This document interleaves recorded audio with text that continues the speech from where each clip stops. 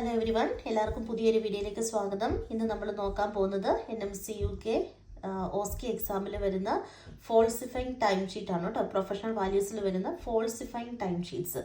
അപ്പോൾ നമുക്കറിയാം 10 മിനിറ്റ്സ് സ്റ്റേഷനാണ്. 10 മിനിറ്റ്സിൽ നമ്മൾ സിനാരിയോ തരും. സിനാരിയോ വെച്ചിട്ട് നമ്മൾ ബാക്കി പോയിന്റ്സ് നമ്മൾ എഴുതുവാണ് ചെയ്യുന്നത്. 10 മിനിറ്റിന് സൈലൻസ് സ്റ്റേഷനാണ് കേട്ടോ. അപ്പോൾ നമുക്ക് നേരെ ക്ലാസ്സിലോട്ട് കിടക്കാം. എന്താണ് ഫോൾസിഫൈങ് ടൈം ഷീറ്റിൻ്റെ സിനാരിയോ എന്ന് പറഞ്ഞാൽ നോക്കിയേ.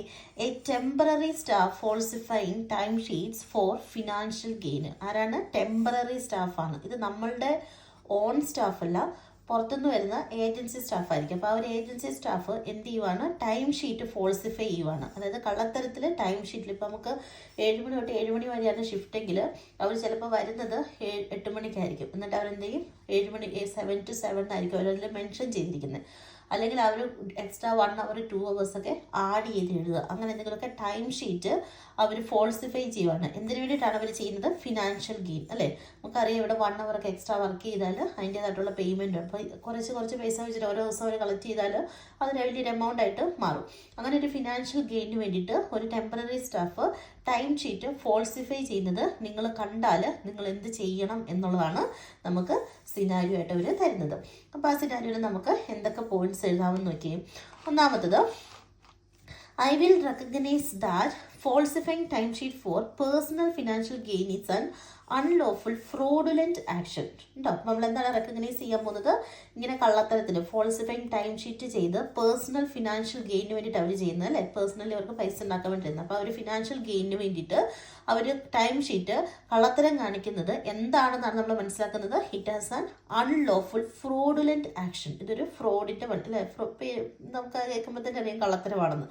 അപ്പോൾ ആ ഒരു അൺലോഫുൾ ഫ്രോഡുലന്റ് ആക്ഷൻ ആണ് എന്നുള്ളത് നമ്മൾ റെക്കഗ്നൈസ് ചെയ്യും എന്നുള്ളതാണ് ഫസ്റ്റ് പോയിന്റ് നമ്മൾ എഴുതുന്നത് കേട്ടോ. I will recognise that falsifying time sheets for personal financial case is an unlawful fraudulent action. അതാണ് ഫസ്റ്റ് പോയിന്റ്. ഇനി സെക്കൻഡ് പോയിന്റ് എന്താണ്? നമ്മൾ റിപ്പോർട്ട് ചെയ്യുവാണ്. ആരാണ് റിപ്പോർട്ട് ചെയ്യുന്നത്? I will verbally report concerns to the manager and the temporary staffing manager at the earliest opportunity verbally and in writing. I will recognise that the need to be clear, honest and objective about the reason four concern. നമ്മൾ ആരെയാണ് report ചെയ്യുന്നത്? I will verbally report concerns to the manager. നമ്മുടെ മാനേജറിനെ report ചെയ്യണം. ഇതിൻ്റെ കൂടെ തന്നെ ഇവിടെ വേറെ ആളും കൂടെ ഉണ്ട്. And the temporary staffing manager. ആരാണ് ടെമ്പററി സ്റ്റാഫിംഗ് മാനേജർ? നമ്മൾ ഓൾറെഡി പറഞ്ഞല്ലേ, ഈ ഒരു ഏജൻസി സ്റ്റാഫാണ് നമ്മുടെ കൂടെ വർക്ക് ചെയ്യുന്നത്. അപ്പോൾ നമ്മുടെ ഓൺ സ്റ്റാഫ് അല്ലത്. അപ്പോൾ ഈ ഒരു ഏജൻസി സ്റ്റാഫിൻ്റെ മാനേജർ, അതായത് ടെമ്പററി സ്റ്റാഫിൻ്റെ മാനേജറിനെ നമ്മൾ റിപ്പോർട്ട് ചെയ്യണം. നമ്മളുടെ മാനേജറെ റിപ്പോർട്ട് ചെയ്യണം, ടെമ്പററി സ്റ്റാഫിൻ്റെ മാനേജറെയും റിപ്പോർട്ട് ചെയ്യണം. എപ്പോൾ റിപ്പോർട്ട് ചെയ്യണം?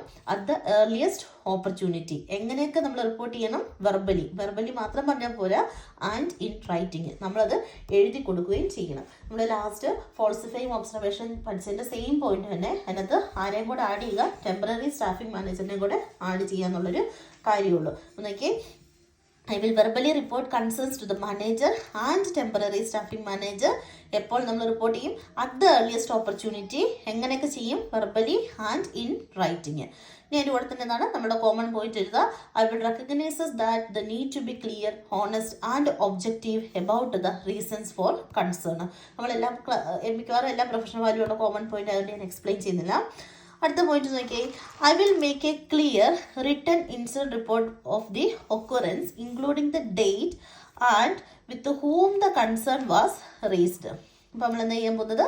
ഇൻസിഡന്റ് റിപ്പോർട്ട് ഉണ്ടാക്കുകയാണ്. I will make A clear written incident. ഒരു ക്ലിയർ ആയിട്ടുള്ള റിട്ടൺ ഇൻസിഡന്റ് നമ്മൾ റിപ്പോർട്ട് ചെയ്യും. അതിനകത്ത് എന്തൊക്കെ നമ്മൾ എഴുതും?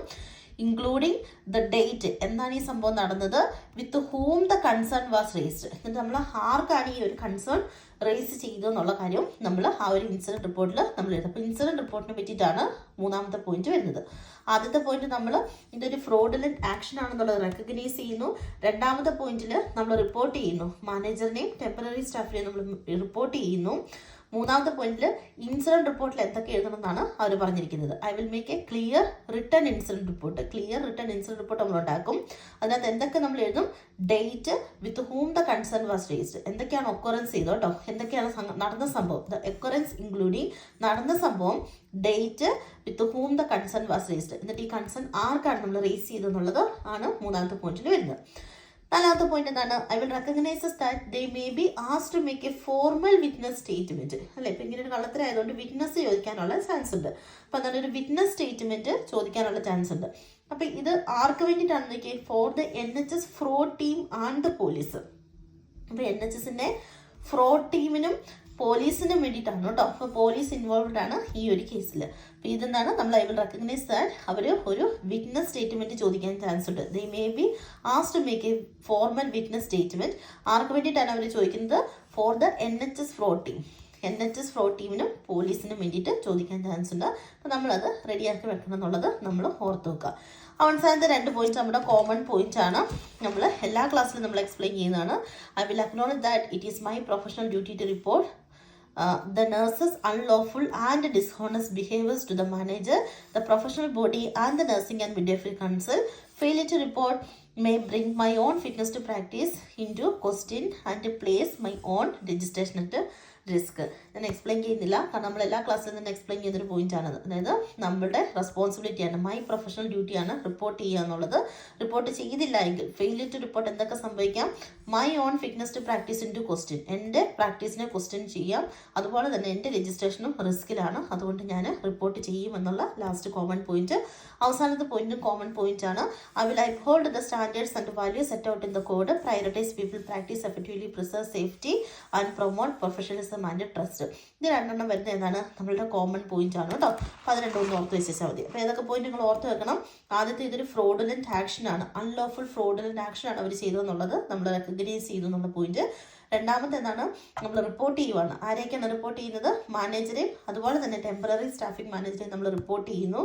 അതുപോലെ തന്നെ നമ്മളുടെ ആ ഒരു നമ്മുടെ നീഡ് എന്ന് പറയുന്നത് നമ്മൾ പറയുന്ന കാര്യങ്ങൾ ക്ലിയർ ആയിരിക്കും, ഹോണസ്റ്റ് ആയിരിക്കും, ഒബ്ജക്റ്റീവ് ആയിരിക്കും എന്നുള്ള കാര്യം നമ്മൾ എഴുതുന്നു. മൂന്നാമത്തെ എന്താണ്? ഇൻസിഡൻറ്റ് റിപ്പോർട്ടിനെ പറ്റിയിട്ടാണ്. എന്തൊക്കെയാണ് ഇൻസിഡൻറ്റ് റിപ്പോർട്ടിൽ എഴുതാൻ പോകുന്നത്? The occurrence including the date, എന്തൊക്കെയാണ് നടന്നത്, date, with whom the concern was raised. ഇനി അടുത്ത് എന്താണ് എഴുതാൻ പോകുന്നത്? I will recognises that they may be has to make a formal witness statement. ആരായിരിക്കും വിറ്റ്നസ് സ്റ്റേറ്റ്മെന്റ് ചോദിക്കുന്നത്? NHS ഫ്രോഡ് ടീം അല്ലെങ്കിൽ പോലീസ് ആയിരിക്കും ചോദിക്കുന്നത്. അവസാനത്തെ 2 പോയിന്റ് കോമൺ പോയിന്റ് ആണ്. അത് 2 എഴുതിയിട്ട് നിങ്ങൾക്ക് വൈൻഡ് അപ്പ് ചെയ്യാവുന്നതാണ് കേട്ടോ. അപ്പോൾ ഇത്രയും പോയിന്റ്സ് ഓർത്ത് വെക്കുക. എല്ലാവർക്കും നന്നായിട്ട് എക്സാം എഴുതാൻ പറ്റട്ടെ എന്ന് ആശംസിക്കുന്നു. Thank you so much for watching this video. Video ഇഷ്ടപ്പെടുവാണെങ്കിൽ ലൈക്ക് ചെയ്യാനും ഷെയർ ചെയ്യാനും കമൻറ്റ് ചെയ്യാനും മറക്കല്ലോ കേട്ടോ. ഫ്രണ്ട്സിനൊക്കെ ഷെയർ ചെയ്ത് കൊടുക്കണം. അപ്പോൾ അടുത്തൊരു വീഡിയോ ആയിട്ട് വരുന്നത് വരെ ബൈ.